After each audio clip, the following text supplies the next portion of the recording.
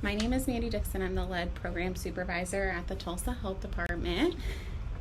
At the Tulsa Health Department, everything we do supports the mission and vision statements. We work hard to be the healthiest county in the country and improve the health and well-being of all Tulsa County residents.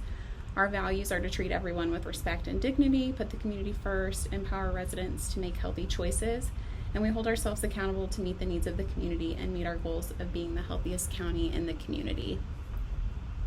The lead program supports the mission and the vision by identifying homes with lead-based paint hazards and providing guidance on how to reduce lead exposure and risk by supporting healthy home environments for Tulsa residents. We know homes that are in deteriorated condition are commonly sources of lead dust. With that in mind, we work with owners or renters to inspect older homes to see if there is lead-based paint in there. Homes in certain areas have been identified as higher risk for lead exposure due to the age of the homes in the area, as well as lower income families that live there. Older homes are any home that is built before 1978, when lead-based paint was banned from use in residential areas. Children are most at risk for negative health effects from lead because their bodies are smaller, so the exposure dose is greater for them. And they're more commonly playing on the floor where lead dust settles, as well as commonly putting their hands in their mouths. I mentioned that children are most at risk, but there are other people that can be exposed to lead hazards too.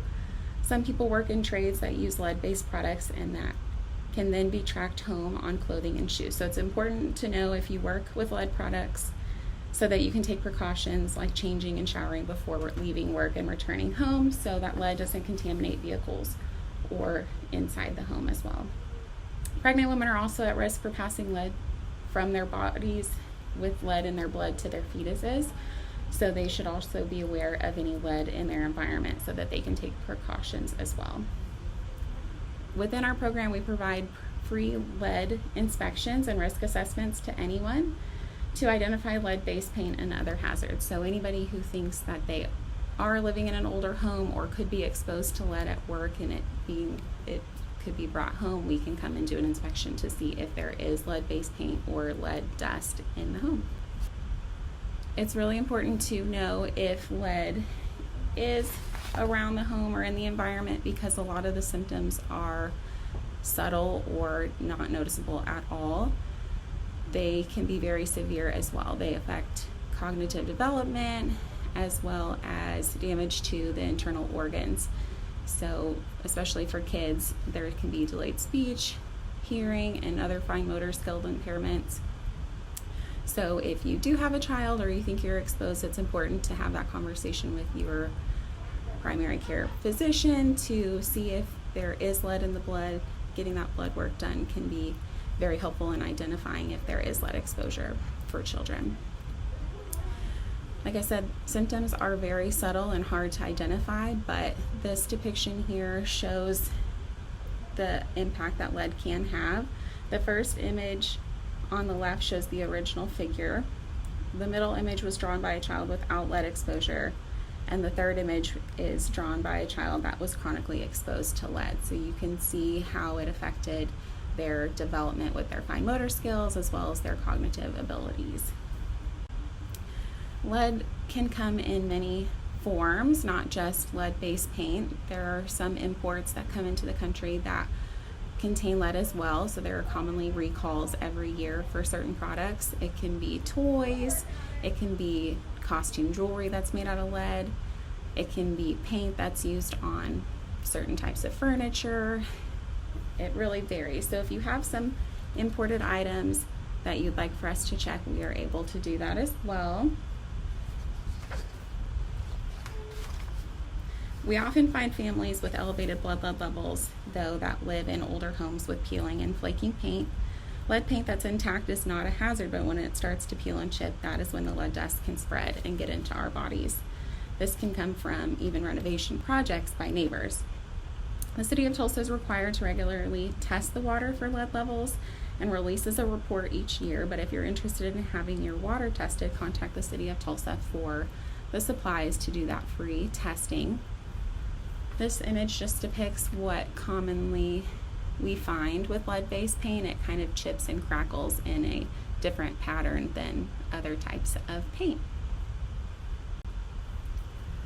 As parents, what you can do to protect yourself and your families is to make sure your kid is being tested regularly for lead in their blood. Not all kids are routinely tested, so it's important to ask those questions and get blood work done just to know for sure if there's exposure or not.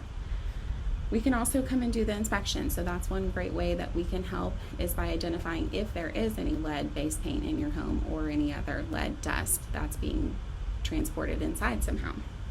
We have additional program funding through a grant that allows us to repair lead-based hazards in the home free of charge to the owner or the renter. It's income-based, so if you're interested, once we do the inspection, if anybody wants to apply for the program, we verify that their income meets qualifications, and then all of those repairs are covered. If you believe you have lead-based paint in your home or dust in your home, then the recommendations for cleaning are to use wet rags or wet mops to prevent that dust from getting stirred up into the air. Breathing in dust with lead in it is one way that we can be exposed to lead hazards. So wet cleaning is what's recommended, or if you have a vacuum with a HEPA filter, that is something that can remove lead from the air and prevent it from getting airborne. With the lead hazard control program, where we abate lead hazards that are identified, those repairs can include cleaning to remove the dust, repainting or replacing surfaces in the home, and outside of the home as well. Typically, we prioritize families with kids in the home because we know they are more at risk. So anybody that has a child under the age of 6 is considered the priority for this program. That way, families and kids have a safe, clean place to live without risk of lead poisoning. Included are some photos of an older home. Outside, the paint was lead-based paint and it was heavily chipping. That lead-based paint, as it chipped, fell into the ground, and then it can then be tracked inside. It could also be blown in through the windows as dust once it had settled on the outside of the home, or we also commonly see lead-based paint used on doorways and windows inside. That's because it's very durable paint, so it was put in areas where it could be weathered more than just your common wall. With impact and friction occurring on windows and doors, that's where we do see a lot of chipping of lead-based paint as well, and that's how it can get spread throughout the home as it chips and flakes and falls to the ground. When we do our inspection, we check for lead dust using wet wipes, and there's different thresholds on what's allowable within the home depending on where the testing is being done. So in the front yard, the common area of the yard, the limit is 1200. We can see here that this home that was tested, the yard had 1100 parts per million, which was really close to 1200. So technically it's not above the limit, but there is still some concern there with lead exposure for anybody that's out in the yard and exposed to the loose soil. For the play area, the limit is 400, and in this home it was well below that, only at 48. The other samples collected were on the floor with the limit of 10, and we can see here this reading was way above 10 at 210, so there is definitely lead throughout the home on the floor in this home, which is a serious concern. For window troughs and window sills, those limits are at 100. So again, this home had a lot of lead spread throughout. So 1700 is a very concerning level. We worked with this home to provide recommendations.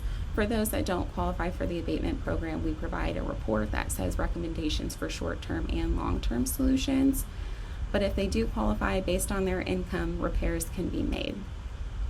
Here is an image of repairs. Sometimes it's easier to contain lead-based items with paint on them versus replacing them. So in this image, the home had those areas contained and labeled for future tenants. That way, if there was ever damage done to the structure and they had to look at this area again, they would know that it was lead-based paint and take precaution. Other options are to replace items. So commonly doors and windows are replaced rather than wet scraping and repainting, because it's easier and there's less possible chance for contamination. So here's an after photo once the work was completed on that home containing the lead-based paint on the porch. If you have any questions about the lead-based paint program or lead hazard control program, feel free to call Kendra Wise or me, Mandy Dixon, at the Tulsa Health Department. Our contact information is provided. Thank you.